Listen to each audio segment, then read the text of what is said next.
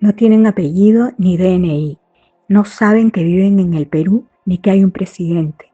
No reciben educación formal ni atención en una posta médica. Recolectan raíces y huevos de tortuga. Por medio de una engorrosa práctica de frotación de palillos prenden fuego. Son los más chúcaros, los que durante siglos se han negado a integrarse a la sociedad. Existe una diversidad de pueblos en aislamiento, la mayor parte de ellos son de habla pano y arawak, dos de las familias lingüísticas más extendidas en la Amazonía peruana. Además hay pueblos o colectividades en aislamiento cuya pertenencia étnica se desconoce. Al hablar de pueblos indígenas en aislamiento, hablamos de pueblos que sobrevivieron a las agresiones y a las enfermedades, refugiándose en los lugares más alejados de sus territorios. En la estación seca instalan sus campamentos en las playas que se forman en los ríos. Su espacio se ha visto invadido y se reduce cada día que pasa. La colonización, las empresas de hidrocarburos, las carreteras, los madereros, los mineros, los cazadores, los operadores turísticos, los investigadores, los narcotraficantes y una sarta de aventureros han tomado la Amazonía por asalto y ni siquiera respetan las normas de las reservas.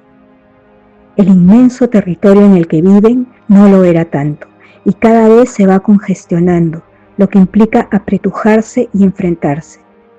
Por eso es que contraatacan, asaltan las aldeas y campamentos y se llevan lo que pueden. Les gustan los machetes, los polos, el nylon, los plátanos, las sogas, las gallinas. Los pobladores les temen y les llaman los calatos, los salvajes. Hay otros impactos también que afectan drásticamente a los pueblos en aislamiento como resultado de la presencia externa y la transformación de los bosques que habitan, ¿no? Esta presencia externa, por ejemplo, les causa intranquilidad, enfrentamiento. La falta de alimentos desencadena problemas de salud, problemas sociales, conflictos entre familias en aislamiento en su búsqueda de espacios donde abastecerse de los productos del bosque que necesitan para vivir. Parecen rudos y fuertes, resistentes a los climas extremos porque los cubre solo un tapabarro y se enfrentan a los animales con flechas, pero son extremadamente frágiles ante las enfermedades. En las comunidades matsiguencas en contacto inicial, los niños mueren por diarreas.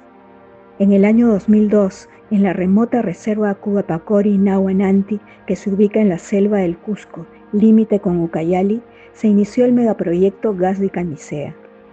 Entonces llegó la contaminación sonora y algo más. Entre la población Nanti del Alto Camisea se produjeron 6 brotes de epidemias el año que entró en operaciones el proyecto gasífero. Murieron 22 personas. Porque en estos tiempos de pandemia se debe de prohibir el ingreso de cualquier tipo de actividad extractiva en territorio de estos pueblos. De lo contrario, estaremos hablando de un etnocidio. El Estado actúa de manera esquizofrénica. Crea 5 reservas territoriales para que puedan desplazarse con cierta holgura por los bosques y pescar en el borde de los ríos sin ser molestados ni espiados, y así puedan llevar a cabo las actividades que aseguran su sobrevivencia. Pero al mismo tiempo otorga concesiones mineras y petroleras en esos mismos territorios, con lo que ha producido una situación de total desconcierto y de abuso por parte de los más poderosos o inescrupulosos. Las organizaciones indígenas han pedido al Estado que se establezcan 5 nuevas reservas: Yabarí Tapiche, Sierra del Divisor Occidental, Cacataibo, Napotigre y Yabarí Mirim. Pero han pasado más de 10 años y nada.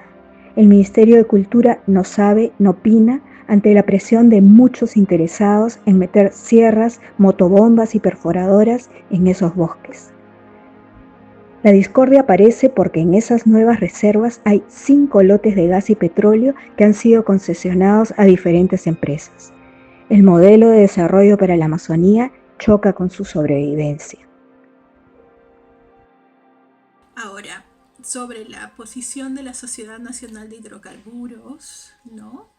Que dicen que los pueblos en aislamiento y contacto inicial se acercan a ellos para pedirles vivienda y servicios básicos. Pues ni los pueblos en aislamiento ni los pueblos en contacto inicial buscan a las empresas petroleras. ¿Cómo los van a ir a buscar si están en aislamiento? ¿No? Y también tienen una muy limitada interacción con otras personas. Ellos no buscan a las empresas.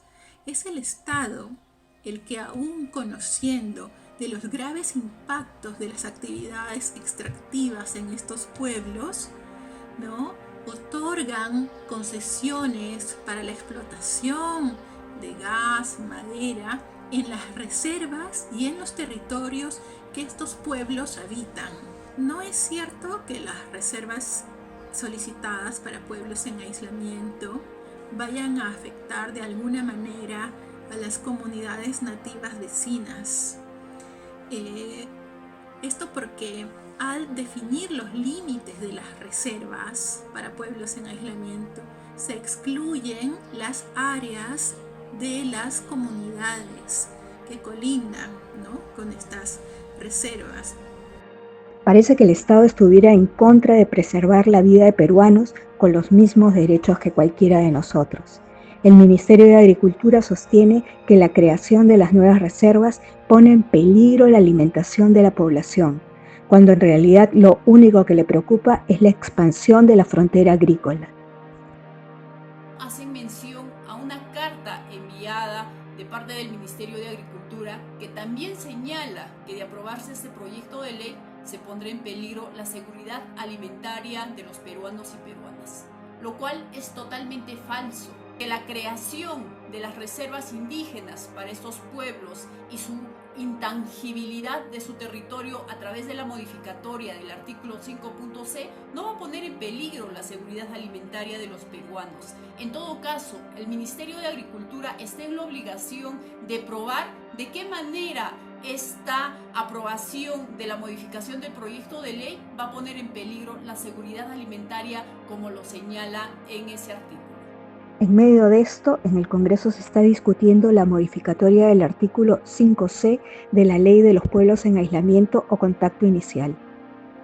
Así como el coronavirus, este artículo específico de la ley es la partida de defunción de los pueblos en aislamiento, porque pone a los intereses económicos por encima de su supervivencia y de la intangibilidad de sus territorios.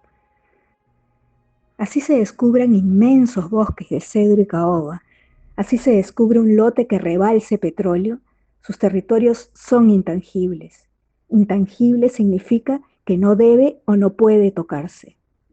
El derecho a la vida, el derecho a la salud, el derecho a la integridad que tienen los pueblos en aislamiento están por encima de cualquier necesidad pública, incluso de los intereses de los titulares de las empresas. La Constitución Política del Perú señala en su artículo 1 que el fin supremo del Estado es la protección de la persona humana. En ese entender, el sustento constitucional es que no se pueden realizar actividades extractivas en territorio de estos pueblos. De lo contrario, es desconocer la naturaleza que tienen estos pueblos. Las características principales que han sido desarrolladas por el derecho internacional es justamente el principio de no contacto y el principio de intangibilidad de sus territorios. En el principio caminaban libres por alfombras verdes sin fronteras.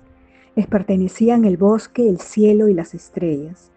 Después los han ido cercando, arrinconando, y llegará un momento en el que su refugio sea un recuerdo del pasado.